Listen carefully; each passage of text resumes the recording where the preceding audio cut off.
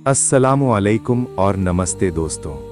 स्वागत है आपका हमारे चैनल बाबा फरीद गंज शकर स्टोरीज पर। दोस्तों, सूफी दुनिया में एक ऐसा नाम है जिनकी मिठास सदियों बाद भी लोगों के दिलों में जिंदा है। वो नाम है हजरत बाबा फरीदुद्दीन मसूद गंज शकर।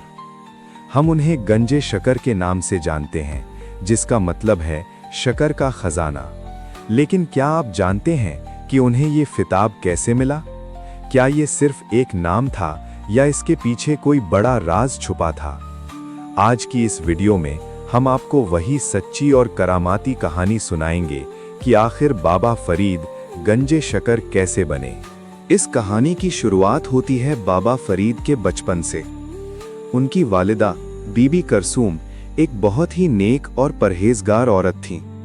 वो चाहती थीं कि उनका बेटा नन्ना फरीद बचपन से ही अल्लाह की इबादत का शौकीन बने। लेकिन बच्चों को समझाना आसान नहीं होता, इसलिए उन्होंने एक प्यार भरा तरीका अपनाया। जब नन्ना फरीद पूछता, माँ अगर मैं नमाज पढ़ूंगा तो मुझे क्या मिलेगा, तो माँ कहती, बेटा जो अल्लाह को याद करता है अल्लाह उसे मीठा इनाम देते हैं। बीबी करसूम रोजाना चूल्हे के पास रखी शकर की एक पुड़िया चुपके से नन्हे फरीद के जानमाज के नीचे रख देती थीं। जब फरीद नमाज पढ़ लेते तो वो कहती, देखो अल्लाह ने तुम्हारे लिए क्या भेजा है। नन्हा फरीद वो शकर पाकर खुश हो जाता और बड़े शौक से अगली नमाज का इंतजार करता। ये सिलसिला काफी वक्त तक चलता रहा। लेकिन एक दिन बीबी करसूम कहीं बाहर गई हुई थीं और उनके दिमाग से निकल गया कि शकर रखनी है। उस दिन नन्हे फरीद ने अकेले ही वजू किया और नमाज पढ़ी। जब नमाज खत्म हुई तो उन्होंने आदत के मुताबिक जानमाज का कोना उठाया।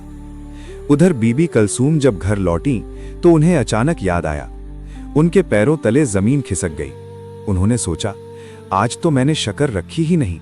अगर आज फरीद को शकर नहीं मिली तो उसका नन्हा दिल टूट जाएगा और शायद उसका यकीन डगमगा जाए। वो दौड़ते हुए कमरे में गईं और डरते हुए पूछा, बेटा फरीद, क्या आज अल्लाह ने इनाम भेजा?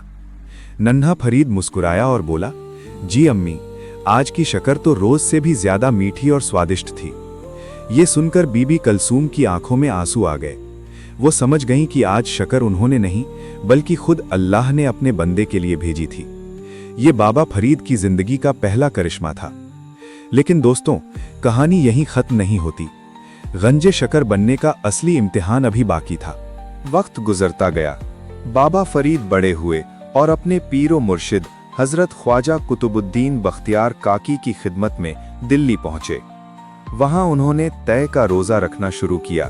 ये एक बहुत ही कठिन रोजा होता है जिसमें लगातार 3 दिन तक कुछ खाया पिया नहीं जाता। 3 दिन गुजर गए। भूख और प्यास से बाबा फरीद का हाल बेहाल था। शायद इम्तिहान लेने के लिए कुदरत ने ऐसा किया कि उस वक्त उन्हें खाने के लिए कुछ न मिला। भूख की शिद्दत इतनी बढ़ गई कि बर्दाश्त करना मुश्किल हो गया। मजबूरी में अपनी भूख मिटाने के लिए बाबा फरीद ने जमीन से कुछ कंकड़ उठाए और मुंह में रख लिए। जैसे ही वो कंकड़ उनकी जबान पर गए, एक हैरत अंगेज वाकया हुआ।